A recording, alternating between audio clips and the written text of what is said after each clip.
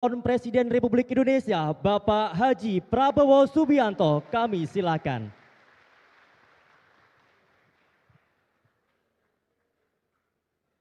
Bismillahirrahmanirrahim. Assalamualaikum warahmatullahi wabarakatuh. Salam sejahtera bagi kita sekalian. Shalom, Om Swastiastu. Ya, salam kebajikan. Saudara-saudara sekalian, yang saya hormati, Ketua Umum APSI, Asosiasi Pedagang Pasar Seluruh Indonesia, Saudara Sudaryono, dan Lakas APSI tahun 2023. Yang saya hormati tokoh-tokoh nasional yang hadir, Saudara Sugiono, Wakil Ketua Komisi 1 DPR RI, Kiai Haji Toha, pengasuh Pondok Pesantren Al-Islah Bondowoso yang hadir, tokoh-tokoh APSI yang bersama saya telah berjuang sejak lama, Saudara Ngadiran, Saudara Haji Ahmad Zaini, Saudara Mujibur Rahman, Saudara Sukriyanto, dan tentunya tokoh-tokoh lainnya yang tidak bisa saya sebut satu persatu tanpa mengurangi rasa hormat saya. Seluruh pengurus DPP APSI yang saya hormati dan saya banggakan, seluruh ketua DPW dan DPD APSI dari Aceh sampai Papua yang hadir, saudara-saudara sekalian, tamu undangan peserta Rakernas APSI tahun 2023 yang saya hormati dan saya banggakan. Pertama-tama, saya mohon maaf sebesar-besarnya tidak dapat hadir secara fisik di tengah saudara-saudara sekalian. Saya sudah berada dalam perjalanan ke lapangan terbang. Pada saat itu saya mendapat panggilan untuk menghadap Bapak Presiden Republik Indonesia di Istana Bogor jam 15.30 yang akan datang. Dengan demikian, saya melihat sulit untuk saya hadir pada hari ini, sehingga saya minta izin untuk hadir secara Vicon, secara Zoom. Saya ikuti tadi pernyataan dukungan dari saudara-saudara. Tentunya ini sangat membanggakan diri saya, sangat membesarkan hati saya, juga merupakan suatu kehormatan besar karena saya telah berjuang bersama saudara-saudara cukup lama sebagai ketua umum dan sekarang sebagai ketua Dewan Pembina, dan saya sangat bangga melihat kiprah APSI sekarang sangat giat, sangat aktif, dipimpin oleh ketua umum, seorang yang muda dalam semangat tapi matang dalam pemikiran, dewasa dalam tindakan. Saya percaya di bawah kepemimpinan pengurus pusat yang baru yang sekarang, APSI akan lebih gemilang lagi membela anggota-anggotanya. Saudara sekalian, masalah bangsa Indonesia kita ketahui bersama adalah bahwa sering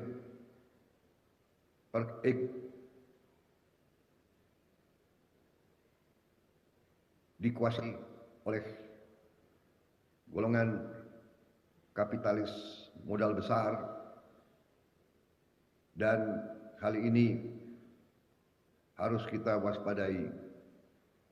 Kita mengerti bahwa zaman sekarang adalah zaman pasar bebas, tetapi perekonomian kita yang dimaksud oleh pendiri-pendiri bangsa kita.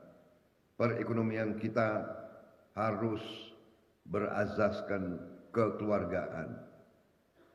Itu adalah maksud dari pendiri-pendiri bangsa kita, dan itu tertuang di dalam Undang-Undang Dasar Negara Republik Indonesia.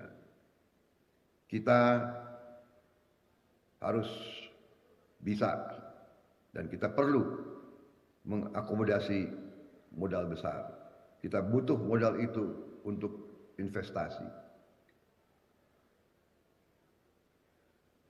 Tidak menghabisi kaum lemah.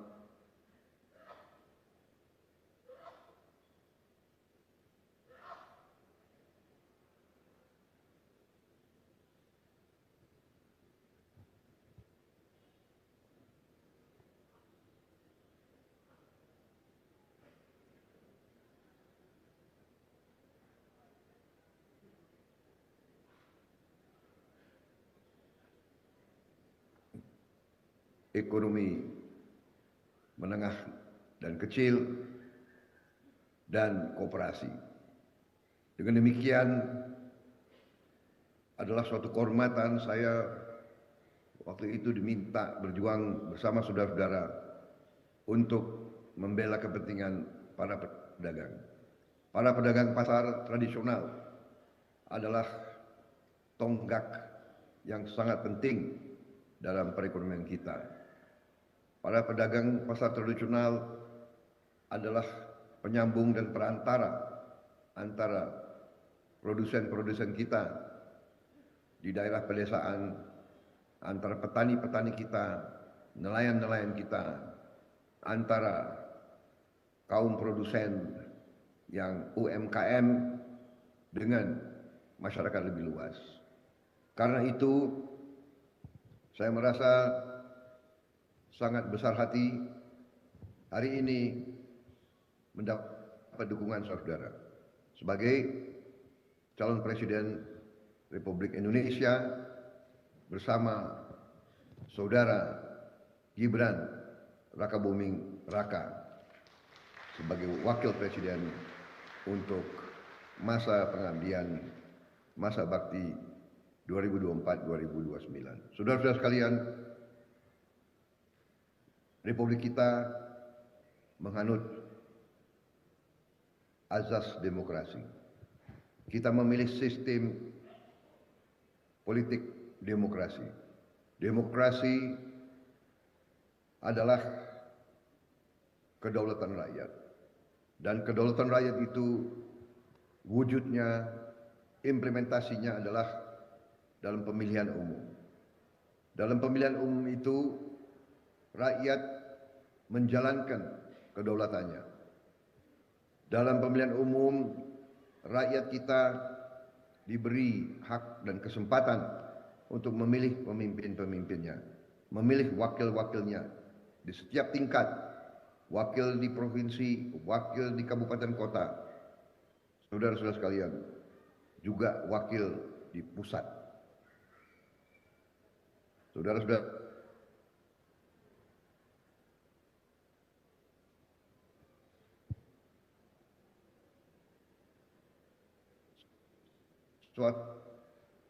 dapat meyakinkan rakyat kita agar pada saatnya menjalankan kedaulatan rakyat, rakyat akan memilih mereka yang berpihak kepada rakyat dan bangsa.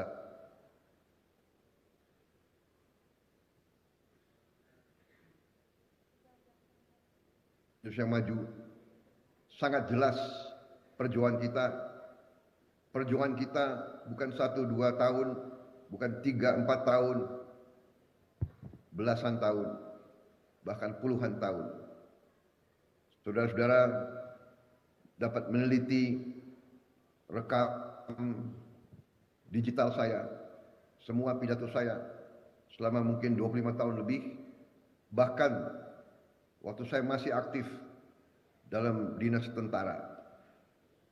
saya sudah dari sejak dahulu menggarisbawahi bahwa hanya dengan ekonomi Pancasila, hanya dengan ekonomi yang ada dalam Undang-Undang Dasar 45, hanya dengan ekonomi kekeluargaan, hanya dengan ekonomi yang berpihak kepada rakyat kita sendiri, Indonesia bisa sejahtera.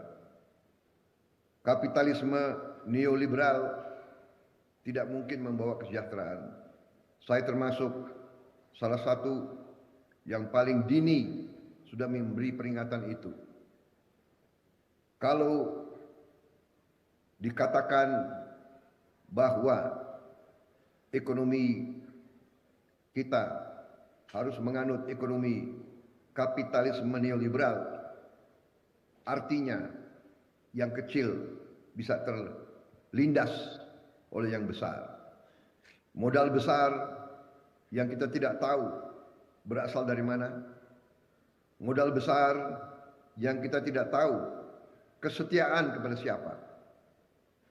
Kalau menguasai semua sendi-sendi kehidupan bangsa Indonesia sesungguhnya tidak merdeka lagi.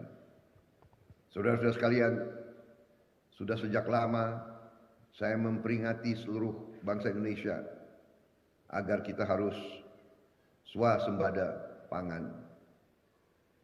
Sudah saya anjurkan sejak lama adanya industri pertanian yang modern, yang menggunakan sains dan teknologi yang berada dalam skala besar, tidak membunuh petani-petani kecil, tapi melengkapi, memperkuat cadangan pangan bangsa Indonesia.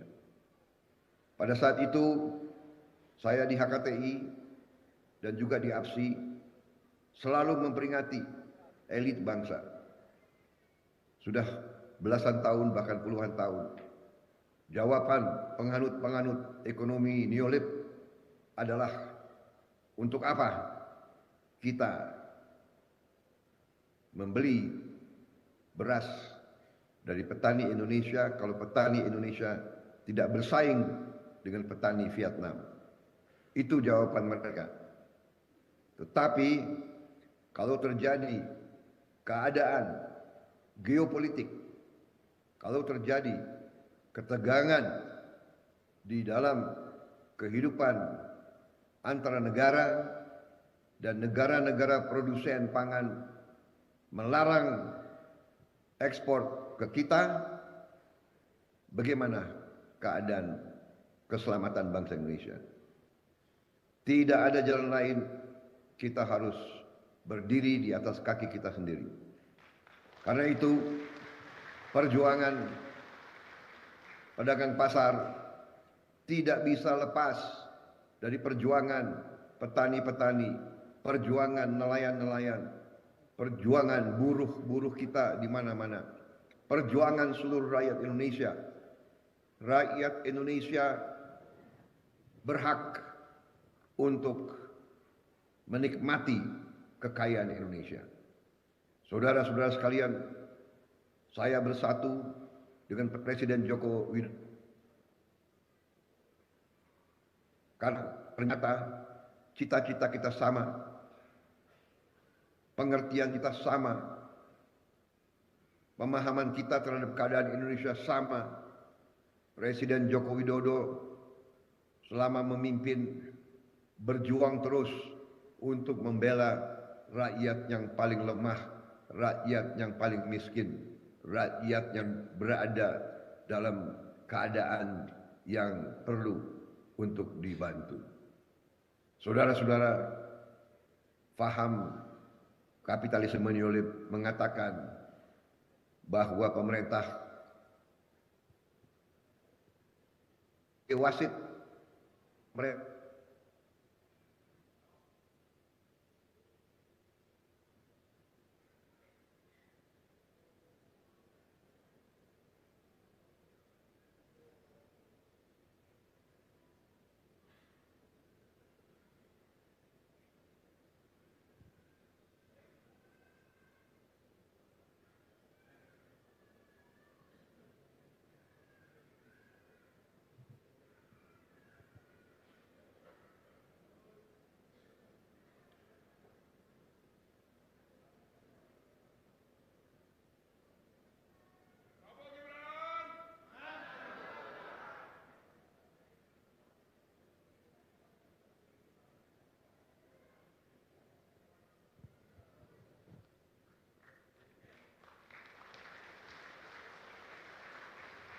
Saudara-saudara, apa bisa mendengar suara saya? Tadi agak gangguan sedikit.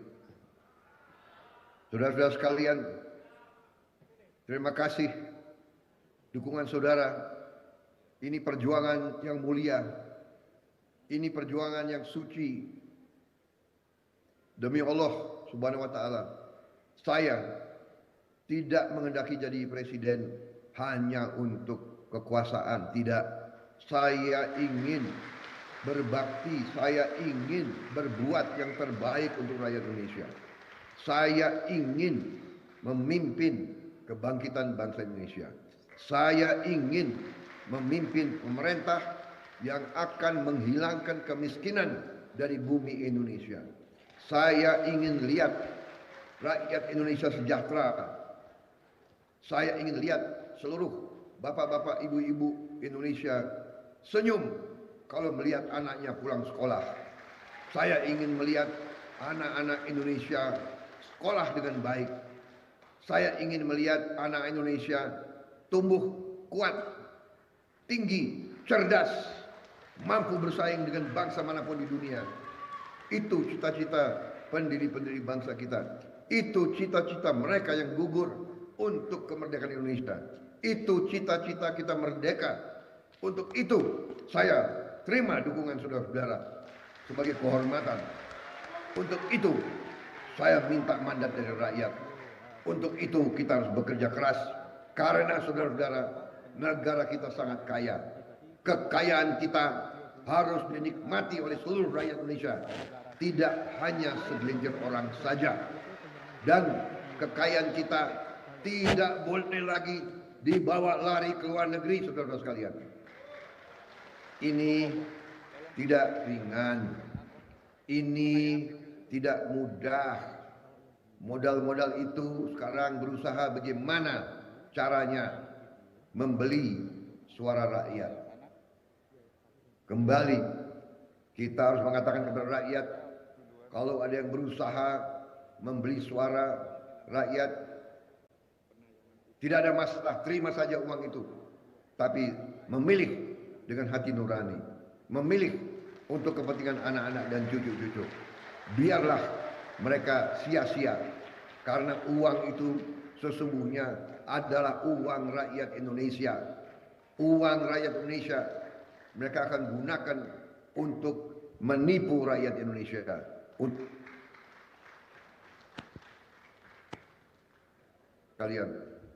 Saudara sekalian, sekali lagi terima kasih dukunganmu. Saya minta maaf sebesar-besarnya. Saya tidak bisa hadir dan saya minta maaf sebesar-besarnya.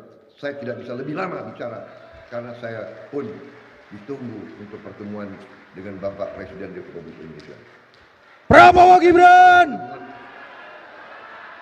Perjuangan kita mulia, perjuangan kita suci. Kita berada di jalan yang benar, jalan yang diridhoi oleh Yang Maha Kuasa. Mari kita berjuang sampai kemenangan berada di tangan rakyat. Mari kita bangkit sebagai bangsa yang terhormat. Wassalamualaikum warahmatullahi wabarakatuh. Jaya selalu APSI, jaya selalu APSI. Semoga Yang Maha Kuasa beserta saudara-saudara sekalian selalu.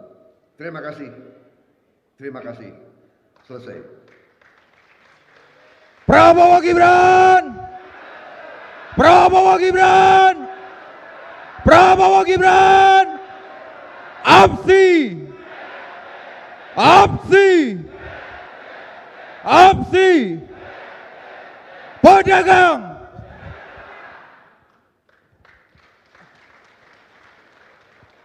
Baik, terima kasih kami ucapkan kepada Bapak Haji Prabowo Subianto yang telah memberikan pidato politik yang luar biasa. Berikutnya kita akan simak bersama yaitu penayangan video perjalanan APSI bersama Bapak Haji Prabowo Subianto dan selamat menyaksikan. Diberikan akses belanja minyak goreng untuk dijual sesuai dengan ketentuan.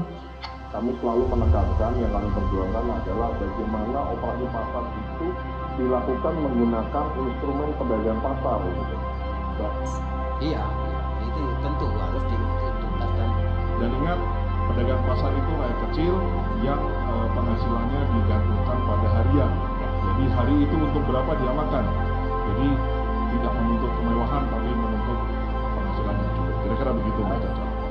Has given so much blessings to our people.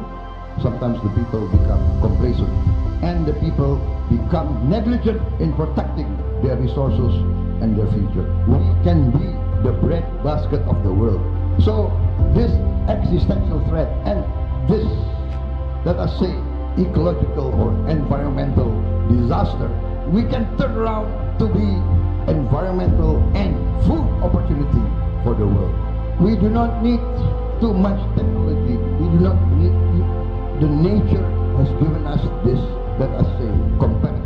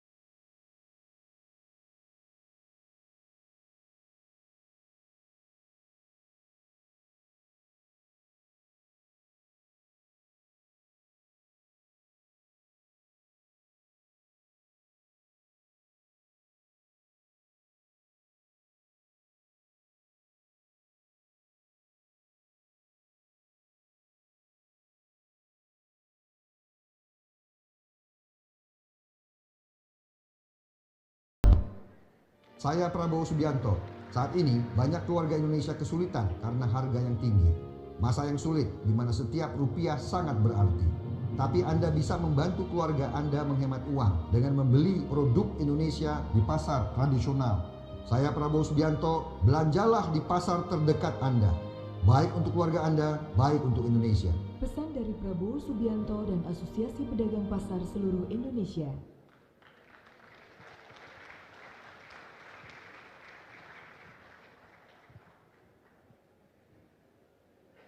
Baik, demikian penayangan video perjalanan